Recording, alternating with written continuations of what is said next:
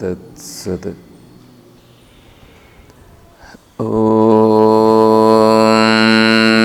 శ్రీ గురుభ్యో నమః.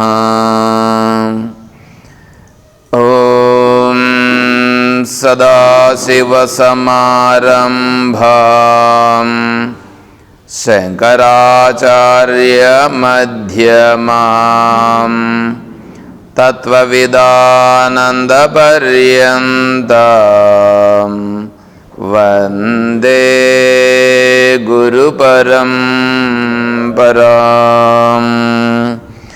ఓం శ్రీ గురుభ్యో నమః. పూజ్య గురుదేవులు తత్వవిదానంద సరస్వతి స్వాముల వారి దివ్య చరణారవిందములకు ప్రణమిల్లుతూ పరిపూర్ణ పరబ్రహ్మస్వరూపులకు ప్రియాత్మ బంధువులారా, ఓ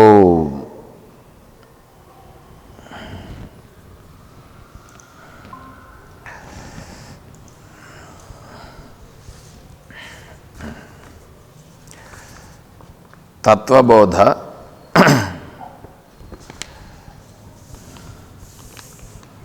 సాధన చతుష్టయం, దానిపైన మనం విచారణ చేస్తున్నాం. సాధన చతుష్టయం కిం? నిత్యానిత్య వివేక ఇహాముత్రార్థ ఫలభోగ విరాగః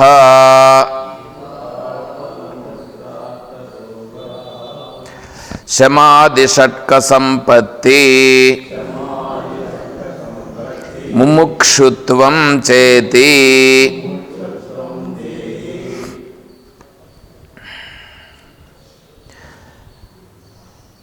సాధన చతుష్టయం అనేటువంటిది ఇక్కడ ఈ సంపద ఉండేవాడికి తత్వబోధ అనేటువంటిది వాళ్లకు చెప్పడం జరుగుచున్నది. ఎవరికి? సాధన చతుష్టయ సంపద. లోకములో సంపదను గురించి చెప్పుట లేదు, లోకములో ఉన్న సంపదను గురించి చెప్పలా. ఆ లైట్ ఏంటి అమ్మగారు?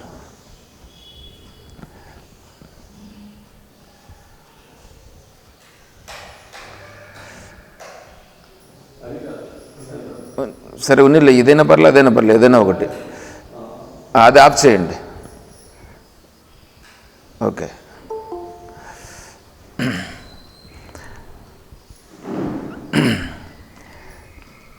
సాధన చతుష్టయ సంపద అంటే సంపద. ఒక్కొక్క సంపద ఉంటే దానివలన ఒక్కొక్క ప్రయోజనం ఉంటుంది. లోకంలో ఉండేటువంటి ధనము కలిగి ఉంటే దానివల్ల నీకు ఒక ప్రయోజనం, అంటే లోకంలో ఉండేటువంటి విషయములను తెలుసుకోవచ్చు, లోకంలో ఉండేటువంటివి కావలసినటువంటి పొందవచ్చు. ఈ తత్వం ఉంది చూడండి. ఈ తత్వం అనేటువంటిది ఎటువంటిదంటే ఏది యథార్థమో దానిని తెలియజెప్పేది తత్వం. ఏది యథార్థమో దాన్ని తెలియజెప్పే తత్వం. ఈ తెలియజెప్పే సందర్భంలో ఇక్కడ సాధన, అందరూ సాధన సాధన అని అడుగుతూ ఉంటారు. ఏంటి ఆ సాధన అంటే, ఇవి ఉంటే వాడికి ఈ తత్వం తెలుస్తుంది, ఇవి లేకపోతే వాడికి తత్వం తెలియదు. ఎవడికి తత్వం తెలుస్తుందో వాడు మోక్షమును పొందుతాడు. తత్వం వలన ఏమవుతుందంటే మోక్షం కలుగుతుంది. నేనేం చెప్పానంటే, మీ బుద్ధిలో ఏదైతే ఉందో దానిని ఇక్కడ చెప్పద్దండి అని నేను మొదటనే చిన్న పిల్లోళ్ళకు చెప్పినట్లు చెప్పిన. చెప్పినానా? ఒక మాట అంటే పట్టలేనటువంటి వాళ్ళకి ఇది పడుతుందా? నేను ఒక మాట అన్నానండి నిన్న, ఇప్పుడు క్లాస్కి రాలా. ఎవడికి నష్టం? ఎవడికి నష్టం? అంటే మీ సాధన ఎంత ఉందో చూసుకోండి. మీ సాధన ఎంత గొప్పగా ఉందో చూసుకోండి. నేను చెప్పేది మీకు అర్థం కావాలంటే ఎట్లా అర్థమవుతుంది అనుకుంటున్నారు? ఇదేమన్నా మీ ఇంటి దగ్గర పనిచేసే వాళ్ళు మీ మాటలు వినేటువంటివి అయితే అట్లాంటి మాటలు అయితే ఏయ్ నువ్వేంది నన్ను అనేది అనే మాట అనవచ్చు. నేనెందుకు అంటున్నాను మిమ్మల్ని? నేను మిమ్మల్ని మీ పైన ఏమైనా నాకేమైనా గ్రడ్జ్ ఉండదా చెప్పండి? ఎవరిపైనైనా నాకు గ్రడ్జ్ ఉంటుందా? పోనీ ఎవరినైనా నేనేమన్నా అంటే నాకేమన్నా ఒక్క కించిత్ ఏ రూపంగానైనా నాకు ప్రయోజనం ఉంటుందా? నేను ఎందుకు చెప్తుంటాను? నేను ఏదైతే ఇక్కడ నా బుద్ధి ఈ ప్రవాహం పోతూ ఉంటుందో దానికి మీరు అడ్డుకట్టేస్తున్నారు. ఎందుకంటే మీ అడ్డుకట్ట అనేటువంటిది ఏం చేస్తుందంటే నేను చెప్తున్నటువంటి ప్రవాహాన్ని అడ్డుకుని మీ బుద్ధిలో ఉండేదాన్ని చెప్తున్నారు. మీ బుద్ధిలో ఉండేదాన్ని ఇప్పుడు నేను మళ్ళా ఆడ చెప్పి దాన్ని అంతా క్లారిఫై చేసి వచ్చే లోపల ఏమవుతుందంటే నాకు ఇది పోతుంది. మీరు ఒకటనే లోపల ఇంకోటి అంటారు. అప్పుడు ఏమవుతుంది? అది పనికిరానిది అయిపోతుంది. పనికిరాని విషయాల చర్చ అయిపోతుంది. అందుకని నేనేం చెప్పానంటే అయ్యా మీ బుద్ధిలో ఉండేదాన్ని పెట్టద్దండి అని చెప్పాను నేను. అయినా మీరు అలాగే చేస్తారు. అప్పుడు నేను 1, 2, 3 సార్లు సైలెంట్గా ఉంటాం, కానీ ఇంకేం అనకుండా గమ్మున ఉండాలండి. అంటే అన్నా కొద్దిగా మారాలిగా, తెలుసుకోవాలిగా. తెలుసుకోలేకపోతే మనం ఏం చేద్దాం? నాకైతే నేనైతే సక్రమమైన మార్గంలో పోతున్నాను, సక్రమంగా చెప్తున్నాను, ఉన్న యథార్థాన్ని నేను చెప్తున్నాను. తెలుసుకున్నారనుకోండి మీరు బాగుపడతారు. తెలుసుకోలేదనుకోండి నాకేం ఇబ్బంది ఏం లేదు. మీరు తెలుసుకుంటే నాకేం రాదు, మీరు తెలుసుకోకపోయినా నాకేం రాదు. అర్థమవుతుందా? ఓకే, అది మీరు గుర్తించుకోవాల్సినటువంటి అంశం. సరే, ఇప్పుడు ఇక్కడ చూడండి, నిత్యానిత్య వస్తు వివేకం ఒకటోది. రెండవది ఇహాముత్రార్థ ఫలభోగ విరాగం రెండవది. మూడవది శమాది షట్క సంపత్తి. నాలుగవది ముముక్షుత్వం. ఇవి ఈ నాలుగు సంపద.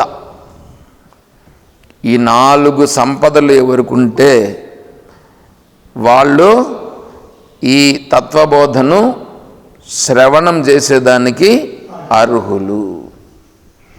వాళ్ళకు తత్వం అర్థమవుతుంది అని చెప్తున్నారన్నమాట ఆచార్యుల వారు. సరే, 4 అంటున్నారు కదా, ఏంట 4? ఆ 4ని కొద్దిగా వివరించండి. 4 చెప్పినావు కదా, ఇప్పుడు దాన్ని 4ని వివరించు. మొట్టమొదటిది ఏంటి? నిత్య అనిత్య వస్తు వివేకము. నిత్యానిత్య వస్తు వివేకము. అదే ప్రశ్న అడుగుతున్నాడు. నిత్యానిత్య వస్తు వివేక చెప్పండి.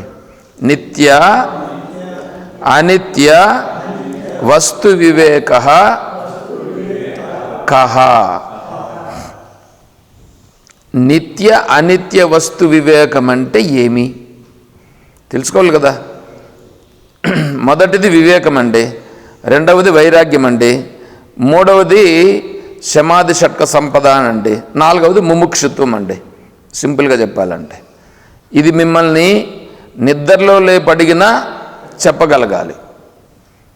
నాకు సంపద ఏది, సంపద ఏది? ఒకసారి చెప్పండి. వివేకము, వైరాగ్యము, శమాది షట్క సంపత్తి, ముముక్షుత్వము. ఇవి 4 సంపదలు. అంటే మనం సంపాదించాల్సింది ఈ 4 సంపాదించాలి.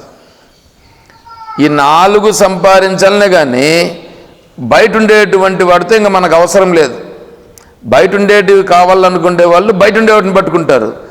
ఈ ఆత్మతత్వం కావాలనుకునే వాళ్ళు ఈ 4 కోసం ప్రయత్నం చేస్తారు. ఈ 4 ఎవరు పట్టుకుంటారో, ఈ 4 సంపదలు ఎవరు సంపాదించుకుంటారో వాళ్లకు తత్వం.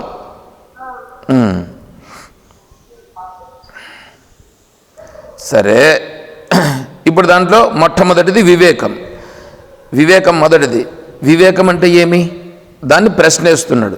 నిత్య అనిత్య వస్తు వివేక కహ అంటే ఏమి? దానికి సమాధానం నిత్య వస్తువు ఏకం బ్రహ్మ తద్వ్యతిరిక్తం సర్వం అనిత్యం అయమేవ నిత్య అనిత్య వస్తు వివేకః.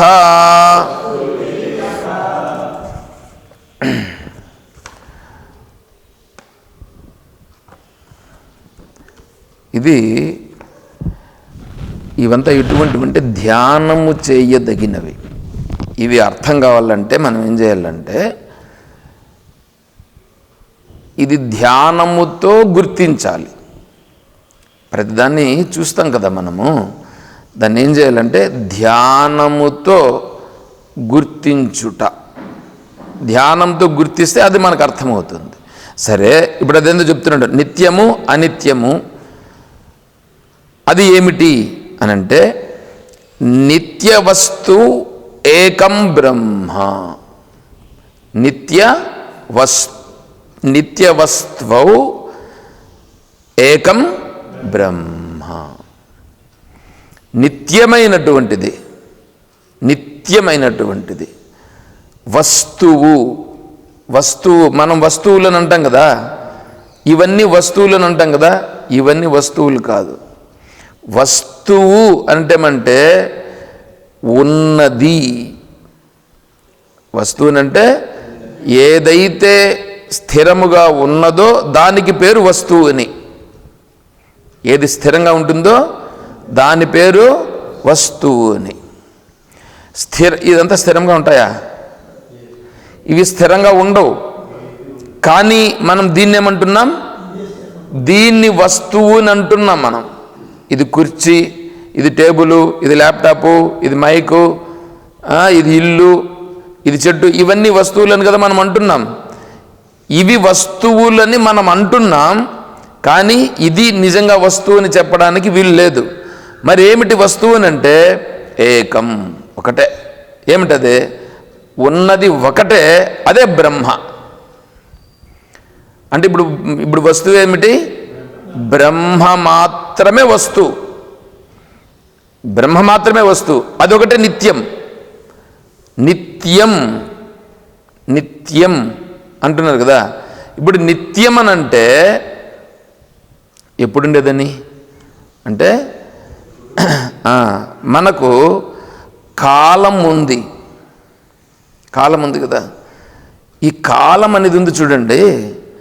కాలములో భూతకాలం ఉంది, నిన్నుంది, ఈ పొద్దు ఉంది, రేపు అని మనం అంటున్నాం, అవునా? నిన్న, రేపు, ఇప్పుడు. ఏమంటే మీరు చెప్పండి, నిన్న ఉందా?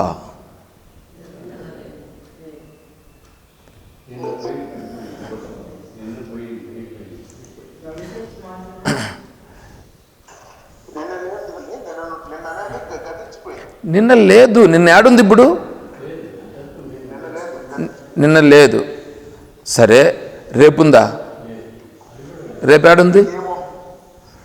రేపు ఎక్కడుంది? రేపు కూడా ఏమో.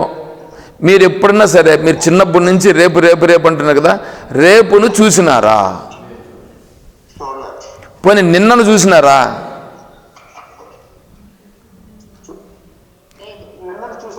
నిన్నను కూడా మీరు చూడలేదు.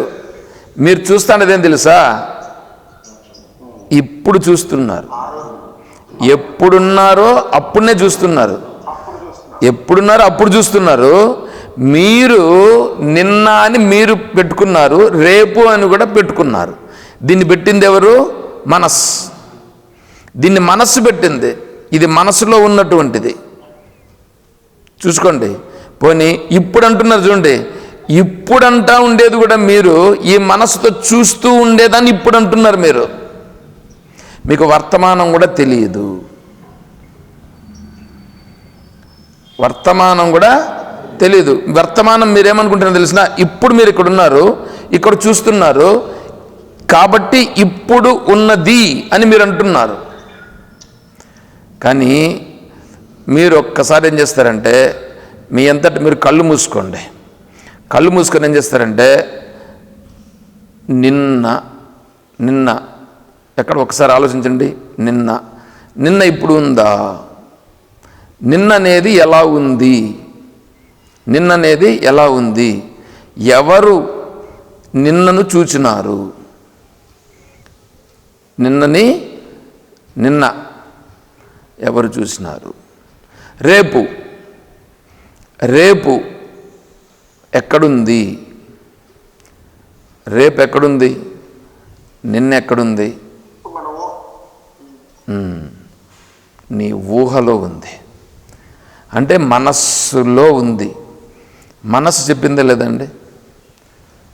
మనస్సు చెప్పింది ఏమని? నిన్నని, రేపటిని, ఇప్పటిని కూడా చూసుకోండి. ఇప్పుడున్నాను అంటున్నారు కదా మీరు. ఇప్పుడు మీరు ఒకటి గమనించండి. కళ్ళు తెరిచారు కదా, కళ్ళు తెరండి. ఇప్పుడు చూస్తున్నారు కదా, మీకు ఇప్పుడు కనిపిస్తూ ఉంది కదా. మీకు ఏది కనిపిస్తూ ఉందో అదే ఎదురుగా కనిపిస్తుందా, లేదా ఇంక వేరే ఏమన్నా ఉన్నాయా? ఎదురుగా ఏదున్నదో అదే కనిపిస్తున్నది, అవునా? ఎదురుగా ఏది ఉందో అది కనిపిస్తున్నది. మిగతావి కనిపిస్తున్నాయా? లేదు. అంటే ఇప్పుడు నీకు నీ ఎదురుగా ఉన్నదే ఉన్నది, నీ ఎదురుగా ఉన్నదే ఉన్నది. ఇంక వేరే ఇంకెక్కడో ఉండేది ఉందా? లేదు. దాన్ని మీరు అంటున్నారు.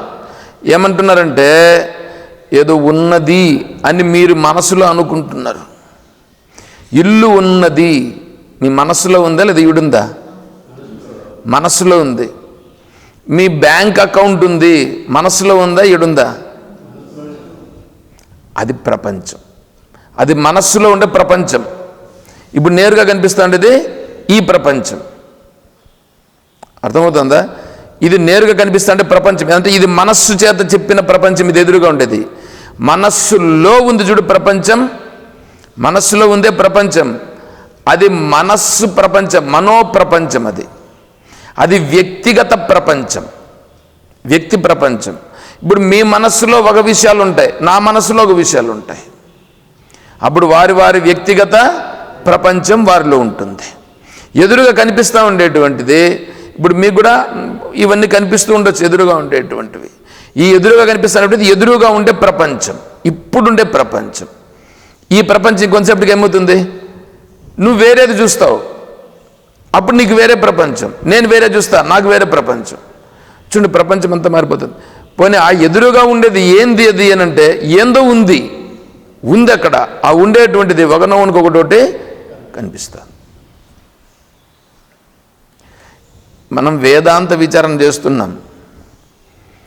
వేదాంత విచారణ చేసేటప్పుడు, లేదు స్వామి, ఇప్పుడు తిరుపతి ఉంది కదా, కాళహస్తి ఉంది కదా, శ్రీశైలం ఉంది కదా, కాశీ ఉంది కదా. అయ్యా, అవన్నీ నీ మనస్సులో ఉన్నాయి, నీ మనస్సులో ఉన్నాయి.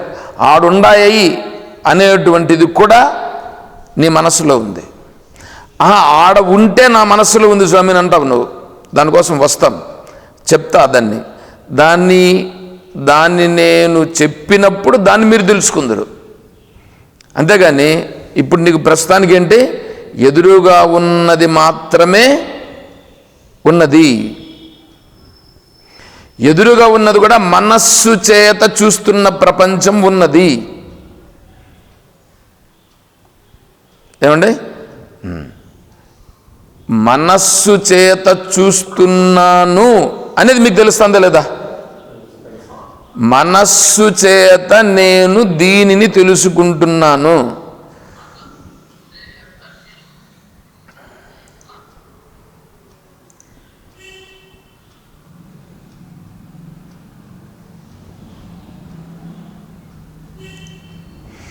మనస్సు చేత ఇప్పుడునే తెలుస్తూ ఉంది అనేది మీకు తెలుస్తుందా? ఏమంటే మనస్సు తెలుసుకుంటా ఉంది, ఓకేనా? మనస్సు తెలుసుకుంటా ఉంది. మనస్సు తెలుసుకుంటా ఉందని నీకెట్లా తెలుసు?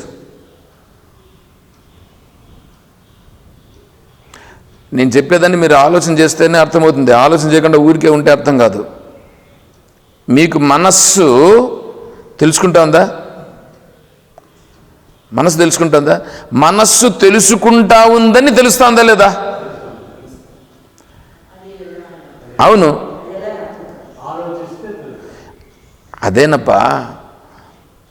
మనస్సు తెలుసుకుంటా ఉంది అని నీకు తెలుస్తుంది కదా. ఆ మనస్సు చూస్తున్నదని ఏది తెలుసుకుంటా ఉందో అది నువ్వు.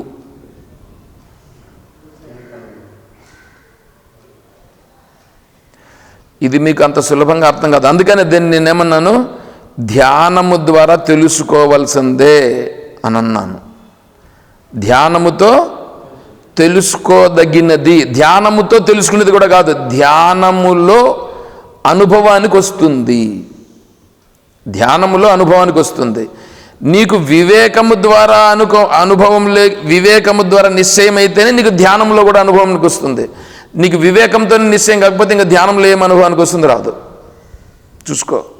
అంటే ఇప్పుడు మనస్సు చూస్తూ ఉందిగా, మీకు ఇదైతే అర్థమైందా? పోనీ ఒకటి ఏమని, మనస్సుతో నేను చూస్తున్నానని తెలుస్తూ ఉందా లేదా? నా మనస్సు తెలుసుకుంటున్నది అనేది అర్థమైందా? నా మనస్సుతో తెలుసుకుంటున్నాను అంటే మనస్సుతో నేను తెలుసుకున్నాను. మనస్సుకు తెలియలేదు.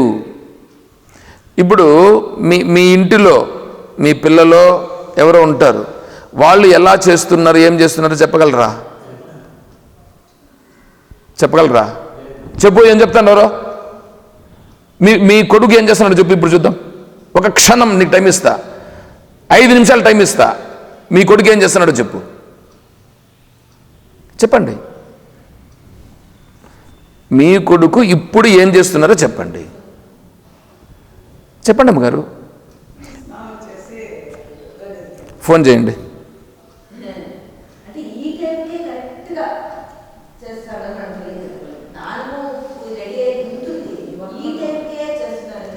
మీ కొడుకు ఇప్పుడు ఏం చేస్తున్నారో మీరు చెప్పగలరా? అదే కదా నేను అడుగుతాండేది. అదే మీరు అర్థం చేసుకోవాలా. ఎందుకంటే ఇది ఎట్లుంటుందంటే సైన్స్ కూడా దీని దగ్గర పనిచేయదు. యాక్యురేట్ ఈడంతే ఈ టైంలో మామూలుగా స్నానం చేసి పూజ చేసుకుంటూ ఉంటారు, అది కరెక్ట్, నేను కాదనట్లేదు. కానీ ఇప్పుడు ఏం చేస్తుంటాడు చెప్పగలరా? ఎవడు చెప్పలేడు. అంటే ఏమి? మనస్సు చేత ఇప్పుడు నువ్వు చూడలేదు, మనస్సు చేత నువ్వు చూడలేదు కాబట్టి నువ్వు చెప్పలేవు. అంటే మనస్సు చేత నువ్వు చూస్తే అది మాత్రం నువ్వు చెప్పగలుగుతావు. అంటే ఇప్పుడు మనస్సుకు తెలియని విషయం కూడా ఒకటి ఉందిగా. నీకు ఎందుకు చెప్తున్నానంటే మనస్సుకు తెలిసేది ఇప్పుడునే తెలుస్తూ ఉంది, అది తెలియట్లేదు. మనస్సుకు తెలియదు అనేది కూడా తెలుస్తుంది కదా. ఇక్కడ మనస్సుకు తెలియదు అని గుర్తించింది ఎవరు? అది నాకు కావాల్సింది ఇప్పుడు. అంటే ఈ మనస్సుకి తెలియలేదు, ఈ మనస్సుకు తెలిసింది.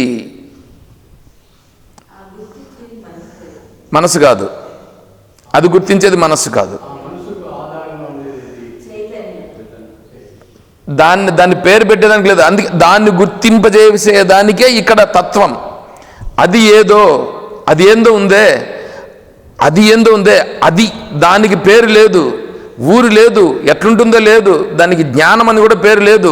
అది ఏందో కూడా తెలియదు. అది ఏమి అనేదానికి లేదు. అది తెలివంటే నీ బుద్ధి, తెలివంటే నీ బుద్ధి.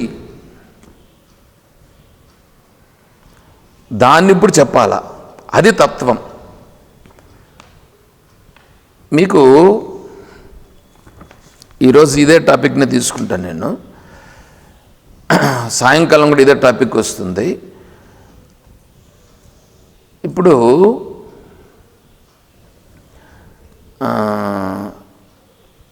మనం తెలుసుకుంటున్నాం కదా, తెలుసుకుంటున్నాం చూడండి. ఆ తెలుసుకుంటూ ఉండేటువంటిది మనస్సుతో తెలుసుకుంటున్నాం, మనస్సుతో తెలుసుకుంటున్నాం. బుద్ధి అనేది ఉంది చూడండి, మనకు మనస్సు బుద్ధి ఉందిగా.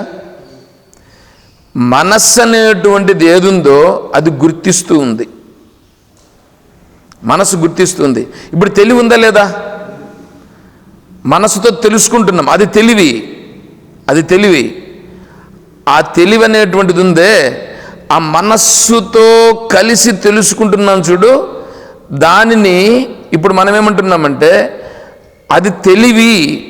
వాడి తెలివి భలే ఉందిరా, వీడి తెలివి తక్కువగా ఉందిరా, వీడికి ఎంతసేపు చెప్పిన అర్థం కాదురా అని అంటూ ఉంటాం. అర్థమవుతుందా? అంటే వాడి తెలివి, మనస్సుతో తెలుసుకుంటూ ఉండేటువంటిది తెలివి. అది జ్ఞానము అని లోకములో అంటుంటారు, అది జ్ఞానమని లోకంలో అంటుంటారు. అది లోకంలో చెప్పే జ్ఞానం. అంటే ఇప్పుడు వాడికి మనస్సుకు తెలుస్తుందే, మనస్సులో ఉండే విషయానికి సంబంధించినటువంటిది తెలుస్తూ ఉందా, లేకపోతే మనస్సు కంటే దాన్ని మీకు చెప్పాలంటే నేనే కొద్దిగా మీకు అర్థమయ్యేటట్లుగా అర్థం కావాలి. అంటే ఇప్పుడు ఏంటి, ఈ విషయాన్ని గురించి తెలుస్తోంది, మైకుని గురించి తెలుస్తోంది, ల్యాప్టాప్ గురించి తెలుస్తోంది, కృష్ణ విగ్రహం గురించి తెలుస్తోంది, ఆశ్రమం అని తెలుస్తోంది, కుప్పం తెలుస్తూ ఉంది, తిరుపతి తెలుస్తూ ఉంది, కాళహస్తి తెలుస్తూ ఉంది. అన్నీ తెలుస్తున్నాయి లేదా? అన్నీ తెలుస్తున్నాయి. మీరు నిద్రపోయినారు, నిద్రపోయినప్పుడు ఇవన్నీ తెలుస్తున్నాయా? ఏమీ తెలియలేదు. సరే, నిద్రపోయినప్పుడు తెలియలేదు, కానీ అప్పుడు ఏముంది? నిద్రపోయిన తర్వాత నేను నిద్రపోయినాను అని మీకు తెలుస్తుంది లేదా? నిద్రపోయినాను తెలుస్తుంది, నిద్ర నుంచి లేచినాను తెలుస్తుంది. ఇప్పుడు నిద్రపోయింది ఎవరు? మనస్. నిద్ర నుంచి లేచింది ఎవరు? మనస్. నిద్రపోయింది మనస్సు, లేచింది మనస్సు. నిద్ర లేకపోయింది మనస్సే, నిద్ర నుంచి వచ్చింది కూడా మనస్సే. ఏమండి? ఓకే. అంటే మనస్సు నిద్ర లేకపోయింది ఒకసారి, నిద్ర నుంచి లేచింది ఒకటి, మధ్యలో ఏముందో తెలియదు. ఓకే, సరే. ఇంకా మీకు ఇంకోటి అర్థమయ్యేట్టుగా చెప్తా. మీరు ఏదైనా ఒక విషయాన్ని గురించి ఆలోచన చేస్తారా చేయరా? ఏదో ఒక టాపిక్ స్టార్ట్ చేస్తారు.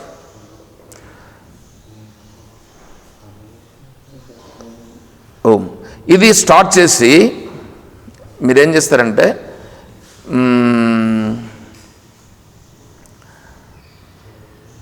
ఇప్పుడు పుస్తకం లేదు మీ దగ్గర, పుస్తకం లేదండి. నేనేం చేస్తానంటే, మీరు ఈ క్లాస్ అయిపోయిన తర్వాత ఈ పుస్తకం తీసుకెళ్ళండి. మీరు ఎవరన్నా అడుగుతారేమో, కనీసం నేను చెప్పను కూడా ఏం చెప్పినానంటే, మీకు వాట్సాప్లో పెట్టినానయ్యా, డౌన్లోడ్ చేసుకోండి అని చెప్పిన. మీరు చేసుకోవాలా.